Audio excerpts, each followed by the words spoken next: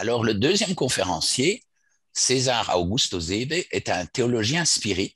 Il a en fait appartenu à la première cohorte qui faisait des cours de théologie spirit qui duraient de 4 années dans la faculté Leocádio José Correa en 2006 Mhm. dans la ville de Curitiba, État de Paraná, au Brésil. Sa formation a duré 4 années. Il étudie le spiritisme depuis 1999 et il se spécialise sur la vie et les écrits de Francisco Cândido Xavier, parce qu'on prononce le X en portugais, qu'on appelle Chico Xavier depuis 1999 également. On a déjà publié, tenez-vous bien, 530 livres de Chico Xavier. Il n'en est pas l'auteur, il en est le transcripteur ou le psychographe. Il insiste beaucoup qu'il n'est pas l'auteur et c'est l'homme le plus doux du monde et il ne se met en colère que quand on suggère que c'est lui-même qui a écrit ces livres. On a déjà vendu plus de 50 millions d'exemplaires de ces livres. Certains sont des best-sellers. Souvent, ils ont été traduits. Et un de ces best-sellers, Nos Soulards, a fait l'objet très récemment d'un film, je pense que c'est 2013. Chico Xavier a étudié seulement jusqu'à 4 années d'école primaire. Et vraiment, il n'avait pas le temps de lire parce que tout son temps était consacré à écrire, mais sous la dictée des esprits. Donc, il a écrit et psychographié, en plus de ça, plus de 10 000 messages personnels de jeunes décédés à leurs parents éplorés. Et ces messages, évidemment, n'ont d'intérêt que s'ils donnaient certains indices personnels non ambigus qui permettaient aux parents d'être sûrs qu'il s'agissait vraiment de leur fils ou fille décédé. Sinon, ça n'avait aucun intérêt. Et c'est pour ça qu'il a été d'une extrême popularité. Le voilà, Chico Xavier, en train de psychographier. Et vous voyez une dédicace qu'il a donnée à certaines personnes à la ville de Uberaba en 1976. Voilà le début du film Nos Soulards, qui veut dire notre foyer, et qui décrit, bon, j'appellerais ça comme ça, une ville qui se situe dans l'au-delà où les esprits de humains décédés peuvent se rendre. C'est une des nombreuses villes qu'il y a là. Et vous voyez, le film dure 2 heures, c'est le film complet. Et il est très intéressant, il est sur YouTube, vous pouvez le regarder. Donc voilà, je donne la parole à Monsieur Zeve. Bonjour tout le monde, merci de l'invitation. Je commence par parler de Chico Xavier. Parler de Chico Xavier, c'est pas exactement un témoignage, mais c'est étudier un être qui a dépassé beaucoup les limites qu'on peut imaginer et qu'une personne est capable de faire. Chico Xavier était une personne née en 1910 au Brésil, dans un tout petit village d'une famille pauvre, très nombreuse. Et sa enfance était difficile. Il a perdu sa mère en 1914, avec 4 ans d'âge. Alors, il a été adopté pour une famille d'accueil parce que son père n'était pas capable de l'aider. Et il est passé pendant 2 ans avec une madame qui avait des problèmes mentaux, qui les frappait à tous les jours. Parce que dès cet âge-là, il était capable de voir qu'est-ce que normalement une personne ne voit pas, des esprits. Il parlait des esprits. Et cette madame qui avait l'accueilli chez elle comprenait pas ça et pensait que c'était une personne avec une maladie mentale. Il a passé 12 ans des souffrances physiques, jusqu'à ce que son père était capable de les ramener à la maison. Il s'est marié de nouveau, il a eu plusieurs autres enfants. Au total, il était 15 enfants. Jeune âge, il fréquentait l'église, il commençait à regarder des esprits, voir des esprits, parlait des esprits. Et son père aussi était très inquiet, il voulait l'enfermer dans un hôpital psychiatrique.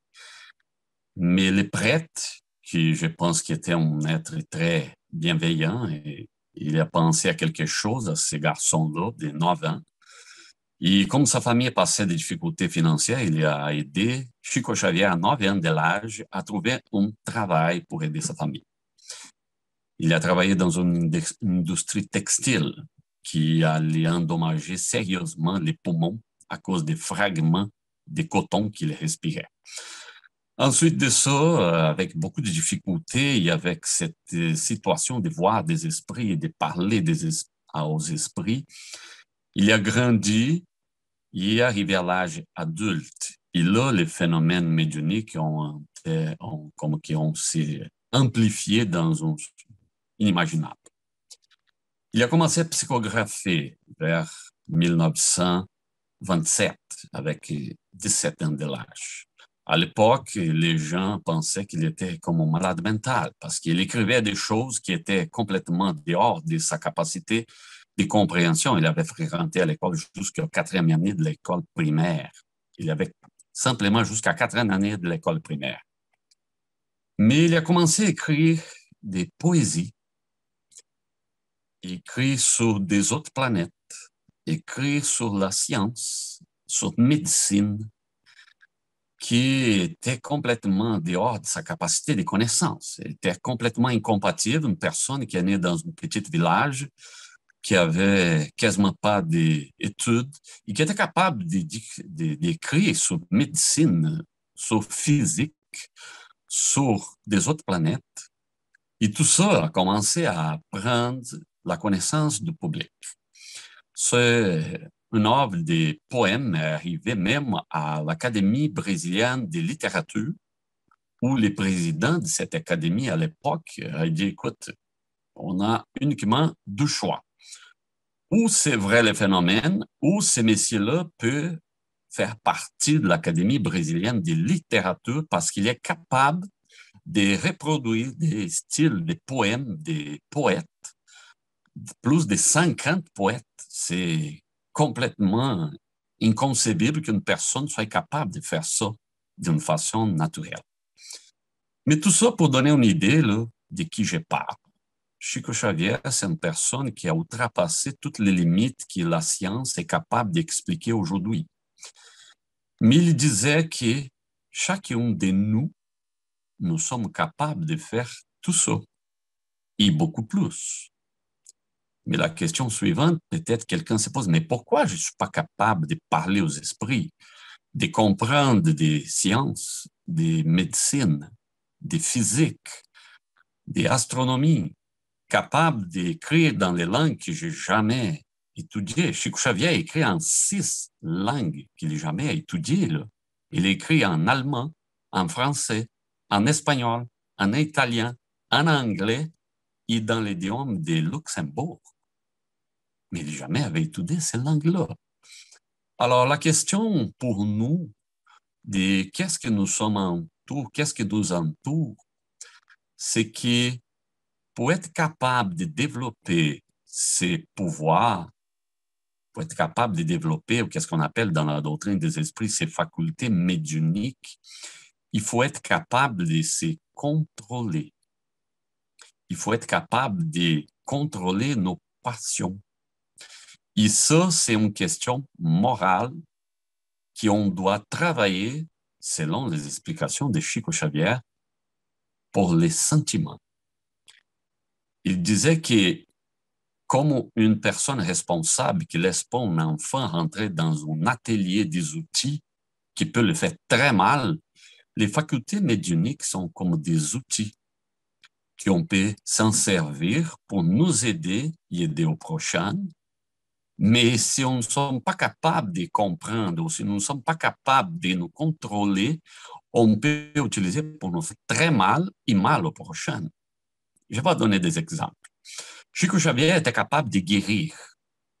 Il était capable de guérir personne. Il avait un pouvoir inimaginable. Mais quelqu'un qui est capable de guérir, qui commence à charger de l'argent pour sa faculté médiumnique, commence à utiliser d'une façon très incorrecte. Parce que si je charge pour quelque chose que je n'ai jamais étudié, que je n'ai jamais eu la difficulté pour acquérir, c'est comme une sorte d'utilisation de façon mauvaise, inappropriée. Alors, Chico Xavier avait une capacité médiumnique qu'on appelle des psychométries. Il était capable, par exemple, s'il touchait un livre, de lire les livres sans jamais ouvrir une seule page, uniquement en touchant. Il était capable de se connecter à la pensée de qui avait écrit le livre. Il était capable de comprendre les idées, les sentiments. Qu'est-ce que la personne voulait dire avec des mots?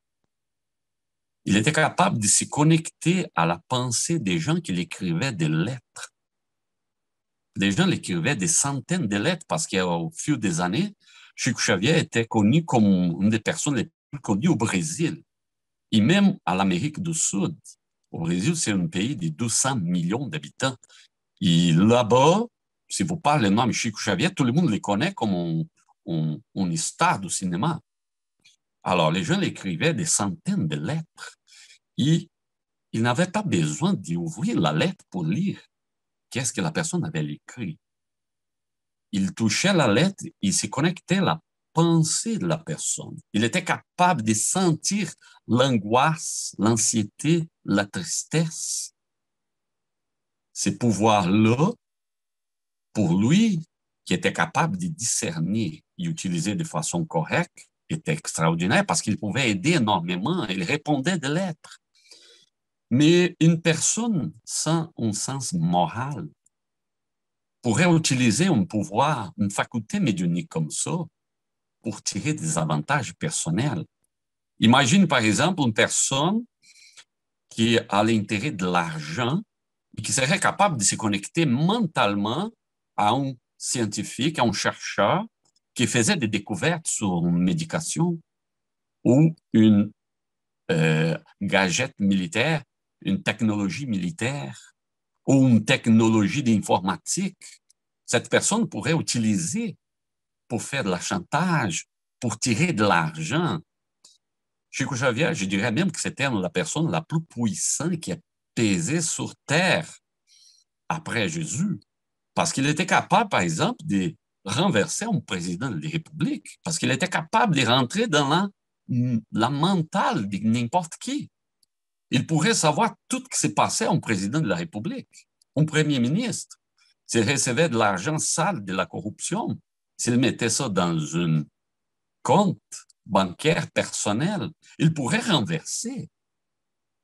Alors, Chico Xavier expliquait pour nous que pour avoir ces facultés médiumniques, ces pouvoirs, il faut que la personne soit digne d'avoir ces pouvoirs. Et ça, la seule moyen, c'est en se travaillant à l'intérieur avec la moralité. Il disait, la moralité la plus parfaite qu'on a, c'est la moralité de Christ, de Jésus. Parce que lui, il était incorruptible. Pour ça que c'est une référence. Je ne dis pas que la personne doit suivre telle ou telle religion, c'est pour ça que j'ai dit. Mais la morale de Christ. Parce que c'est ça qui va nous permettre de travailler notre intérieur pour qu'un jour on arrive au même niveau de Chico Xavier. Chico Xavier avait plus de 15 facultés médiumniques. Il était capable d'écrire dans les langues qu'il ne connaissait pas, c'est la xénoglassie. Il était capable de produire des arômes, la médiumnité des olfactives. Il était capable de matérialiser des objets.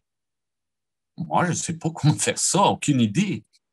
Alors, les gens qui visitaient Chico Xavier amenaient des bouteilles de l'eau qu'ils achetaient dans une épicerie, dans une pharmacie, et dans les séances que Chico Xavier faisait dans un salon ouvert où tout le monde était témoin, les gens déposaient ces bouteilles d'eau sur une table, mettaient son nom.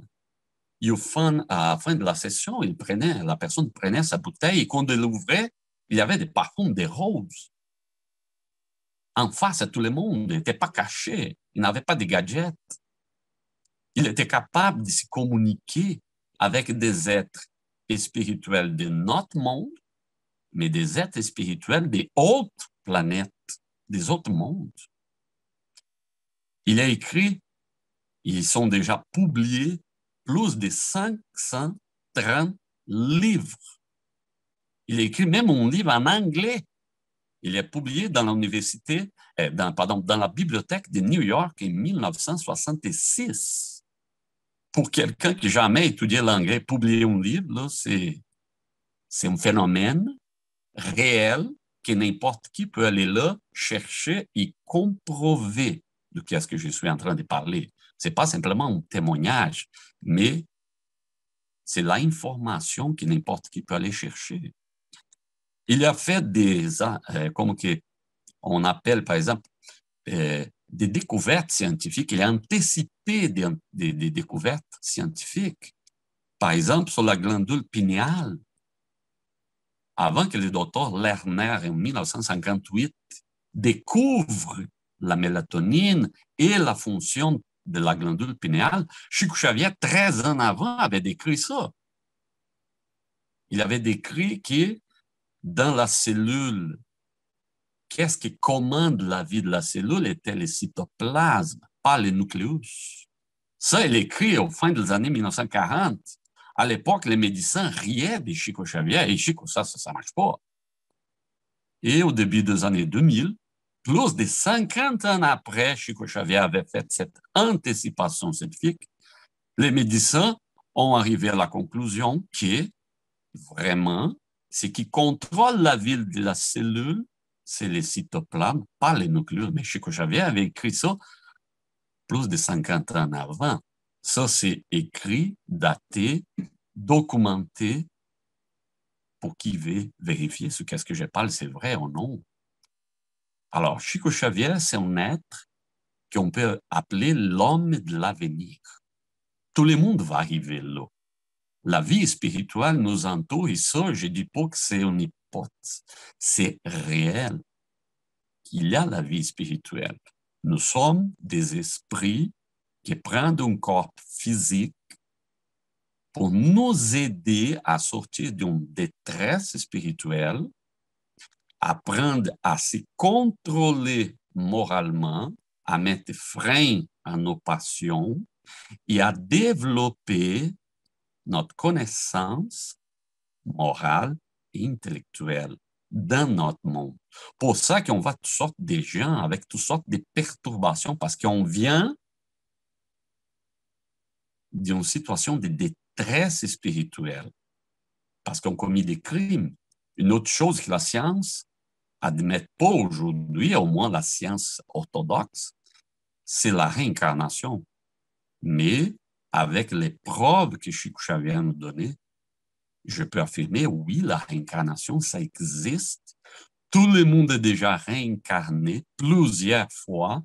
Et c'est pour ça qu'avec la réincarnation, qu'on peut expliquer une sorte de phénomène, des problèmes de malformation, des handicaps physiques, handicaps mentaux et des autres tendances suicidaires, des suicides, tendances à la dépression et plusieurs autres maladies que la science à l'avenir va être capable d'expliquer quand elle va être capable de comprendre tout ça.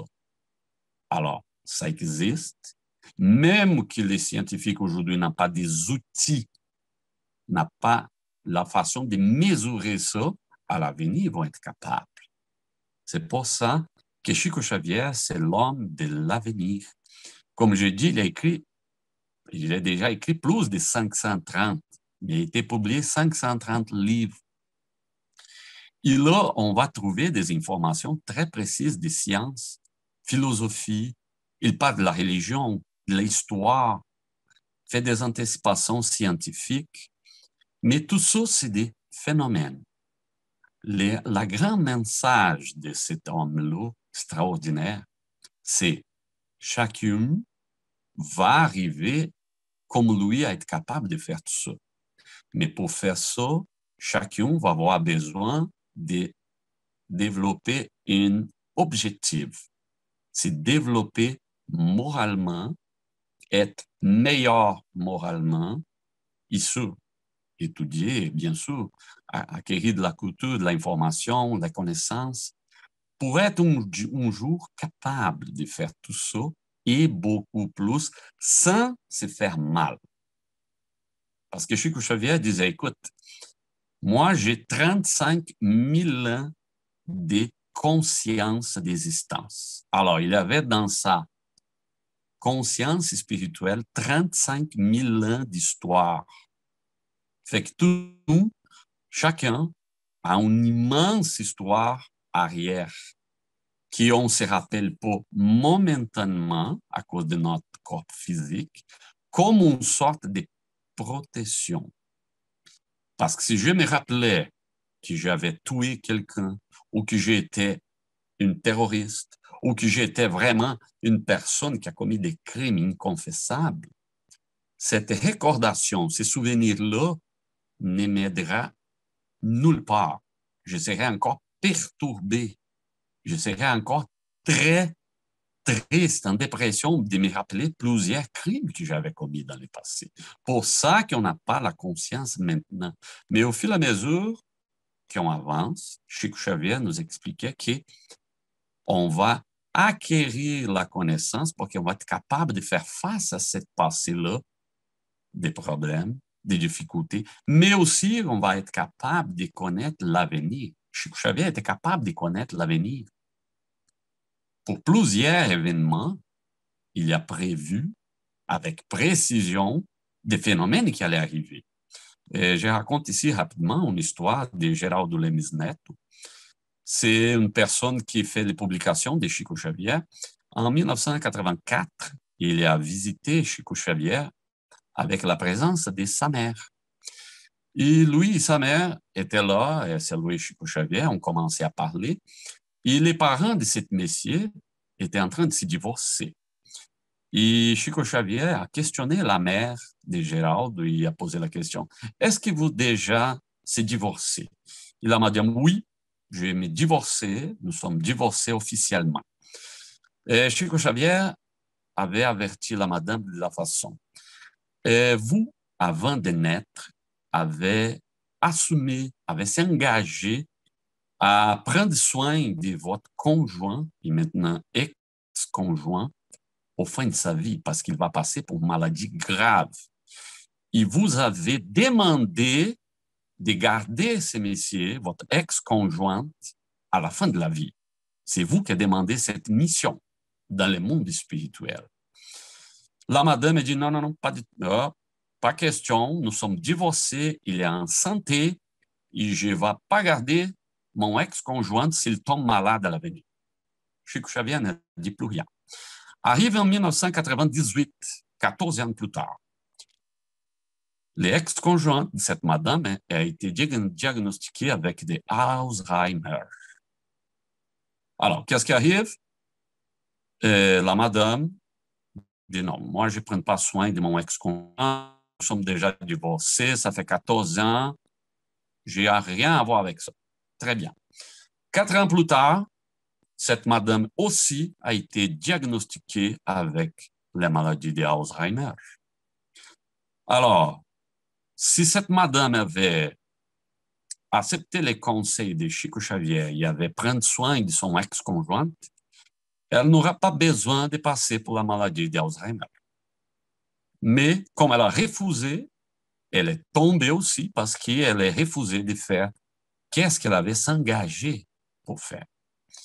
Alors, quel homme c'est ça, Chico Xavier, qui était capable de comprendre l'avenir, qui était capable de dire avec précision les événements qui allaient arriver. Il était capable parce qu'il était préparé pour ne pas, comme je dis, tirer des avantages personnels de ces événements-là. C'était une personne normale qui était capable de voir l'avenir. Quelle est la tendance initiale? La tentation pour faire de l'argent, de tirer profit personnel, d'essayer de dire, ah, ça va arriver telle chose ou telle chose, mais là, il faut que tu me payes pour que je te raconte les détails. Chico Xavier faisait pas ça. Il a donné les droits de l'auteur à des institutions de charité. Il n'a jamais reçu une seule sou pour tous les livres qu'il avait écrits. Il a vendu plus de 50 millions de livres qui ont été traduits déjà à 28 langues. Il n'a jamais reçu une seule sou. Alors, est-ce que moi, je serais capable de faire ça? Est-ce que qui m'écoute serait capable de faire ça? De travailler quasiment 12, 14 heures par jour comme bénévole sans demander une seule sou, d'aider à tout le monde, de recevoir des critiques, d'être poursuivi même en justice sans jamais se plaindre. Est-ce que nous, on serait capable de faire ça? Est-ce que nous sommes dans ce niveau-là de pardon? Est-ce que nous sommes dans ce niveau-là de compréhension? Est-ce que nous avons l'intention d'arriver à un jour-là? Parce que tout le monde voudra avoir ses pouvoirs, ses facultés médiumniques, de faire ces choses extraordinaires. Mais la vie de Chico Xavier était terrible. Il était frappé de tous les côtés, même des gens qui se disaient des amis. Mais pire que ça, il avait la faculté médiumnique de capter la pensée, de comprendre qu'est-ce que les gens pensaient. Alors les gens l'embrassaient, mais ils savaient que c'était des gens qui allaient les trahir, qui voulaient les faire de mal. Est-ce que nous, on serait capable de faire ça? Est-ce que je serais capable de regarder une personne et de comprendre la pensée que cette personne veut me faire de mal et continuer à les traiter avec d'éducation, des courtoises? Chico Xavier faisait ça. Et une chose plus extraordinaire encore, Chico Xavier était capable de capter la pensée de dizaines, même des centaines de personnes au même moment. Moi, si je parle à quelqu'un, je suis capable peut-être de comprendre une personne à la fois. Si je parle à deux personnes, là, ça commence à être compliqué pour moi. Mais imaginez-vous capter la pensée des centaines, mais peut-être des milliers de personnes qui pensaient à lui. Ça, c'est possible. Comment, je ne suis pas à la mesure d'expliquer maintenant. Mais Chico expliquait qu'il coordonnait, qu'il organisait toute la pensée qu'il recevait par théorie des vibrations. Pensée de tristesse, pensée de dépression, pensée de joie, pensée d'inquiétation. Pour vibration, il organisait ça dans sa pensée parce qu'il était comme une antenne parabolique extraordinaire. Il était capable de capter tout. Il y a des témoignages des gens qui disaient, écoute, moi, j'ai voyagé de Belo Horizonte, 500 kilomètres de la ville où il habitait. Les gens discutaient des sujets dans la voiture, dans le voyage. Et quand on arrivait là, Chico Xavier disait, mais écoute, là, qu'est-ce que vous avez parlé dans la voiture? C'est pas comme ça. Comment était capable de comprendre qu'est-ce que les gens pensaient et parlaient à centaines de kilomètres de distance? Alors, il expliquait, nous, on va arriver au moment à être capable de faire ça comme esprit. Mais pour ça, comme je dis, il expliquait, il faut se préparer moralement. Il faut être capable de pardonner de façon inconditionnelle. Il faut être capable d'être tolérant, de vouloir faire toujours le bien, d'être bon, d'essayer d'aider toujours, jamais prendre les critiques ou la pensée ou quelque chose qui peut me faire mal et garder ça. Non, non, non. N'importe quelle pensée ou quelque action qui peut me faire de mal, je dois recevoir ça comme un cadeau et dire non, je ne veux pas ce cadeau et laisse à côté. Ça, ce n'est pas pour moi. Ça, c'est simplement la perturbation que quelqu'un vive et qu'elle veut attirer cette perturbation sur moi. Alors, je laisse à côté, ça rentre la critique dans une oreille, ça sort dans l'autre, je regarde si je suis capable de m'améliorer et je suis mon chemin. Alors, ça, c'était Chico Xavier. Cet messie extraordinaire qui a vécu 92 ans et qui a travaillé 92 ans gratuitement, de façon bénévole, pour aider, pour consoler, pour guérir, pour enseigner et principalement pour nous donner des exemples de qu'est-ce que c'est une conduite morale supérieure. Il faisait toujours référence qu'il suivait les exemples de Christ, qui disait, c'est les gouverneurs de notre planète. Même que la immense majorité ne va pas faire attention à ça. Mais il disait, la religion, c'est très important parce que c'est la seule capable de travailler les sentiments. Et sans travailler les sentiments, on ne va nulle part. Avec la science, nous sommes capables d'élargir notre sensibilité, nous sommes capables de voir beaucoup plus loin, voir les microscopes, voir les macrocosmes.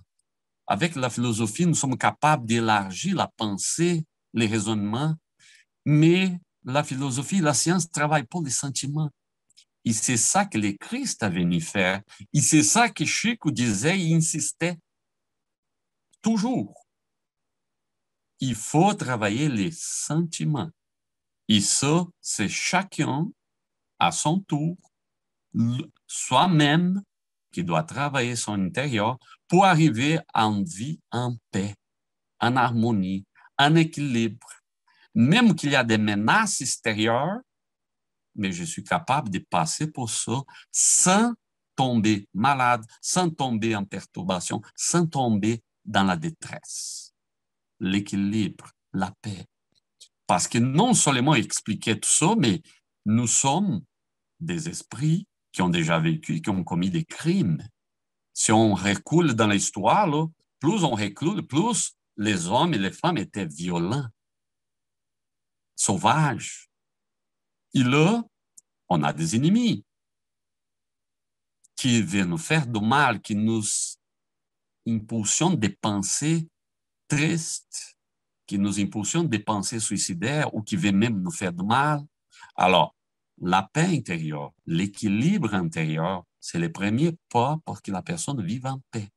Et si la personne n'est pas capable de vivre en paix, là, même qu'elle soit dans une situation financière, dans une situation sociale très confortable, sa vie intérieure, c'est une détresse totale. Alors, c'est ça que Chico Xavier, cet homme extraordinaire, comme j'ai dit. Il y a des autres médiums au Brésil extraordinaires, oui, mais Chico Xavier, sans aucun doute, c'est le meilleur. On pourrait ici se rallonger à beaucoup de phénomènes que Chico Xavier a fait, mais je vais donner aussi des autres scientifiques qui nous donnent des preuves que la vie continue après la mort, qui ont déjà vécu, par exemple, comme le docteur Thomas Hamilton Glandin, qui a fait un travail très intéressant à l'Université de Manitoba, à Winnipeg, l'Université de Manitoba. Il a pris des photos d'ectoplasme entre 1915 et 1920. Et là, il a utilisé les caméras des photos de 1915 et 1920. Alors, si quelqu'un veut chercher sur ectoplasme, va arriver au docteur Thomas Hamilton, il va voir les travaux extraordinaires des photos des esprits matérialisés. C'est là. Il y a aussi le docteur William Crookes, qui au début du siècle passé, fin du 19e siècle, a fait aussi un travail extraordinaire sur la matérialisation. Il était un médecin psychologue qui la Royal Society de médecine de Londres avait désigné pour étudier un phénomène de matérialisation à Londres. Il a écrit un livre, le livre s'appelle Kate King. Il raconte toutes ses expériences. Il a été capable de photographier, même de peser l'esprit matérialisé. Fait que c'est des phénomènes physiques qui n'importe qui peut aller là, chercher, vérifier et comprover que je ne parle pas simplement de mon imagination. C'est des études et quelque chose que les gens peuvent aller chercher, vérifier, comprober la vérité. Et plusieurs, même le docteur Charles Richet, qui a fait des études avec des esprits matérialisés, et à un moment donné, il disait, ben, ça doit être une hallucination. Je ne crois pas que je suis en face à un esprit matérialisé. Et là, il a décidé de faire une sorte d'expérience physique. Il a pris l'eau de barite, je ne sais pas si c'est le nom correct en français. Il a mis cette solution dans un verre d'eau. Et quand on met cette solution dans un verre d'eau, ça n'arrive rien avec l'eau. Mais si quelqu'un souffle dans une paille, les gaz carboniques rentrent en réaction et l'eau devient comme du lait. C'est une réaction chimique. Il a pris cette solution dans un verre d'eau. Il a été dans un cabinet avec un médium. Il a eu la matérialisation. Il a demandé à l'esprit de souffler dans la paille. L'esprit a soufflé dans la paille et l'eau est devenue blanc comme du lait. c'est une expérience physique réelle. Il a écrit son expérience. Même qu'il ne croyait même pas avec l'expérience parce qu'il était pas mal indécis, mais c'est des expériences réelles, physiques, qu'on peut comprover. Même que quelqu'un dira, moi, je ne crois pas ça. Ben, OK, tout le monde va mourir et après la mort, on va se séparer de notre corps et on va rentrer dans le monde des esprits. Là, on va voir si c'est vrai ou si c'est pas vrai. Alors, de façon générale, qu'est-ce que j'ai à exposer de Chico Xavier? C'est ça. C'est un homme extraordinaire, mais qui a laissé des exemples très clairs pour nous. Si on veut avancer dans la paix intérieure, vivre meilleur avec nous-mêmes, comprendre qu'est-ce qu'on va avoir après la mort, il faut suivre la morale de Christ. Qui veut faire pour ça? Ben, malheureusement, va chercher un chemin beaucoup plus douloureux, long et difficile. Qui veut éviter de la détresse, de la douleur et des erreurs, si suivre la morale de Christ va épargner beaucoup, beaucoup, beaucoup de difficultés personnelles et sociales. Ça serait à peu près ça, Mr. Martin. Merci beaucoup pour cette conférence extrêmement intéressante.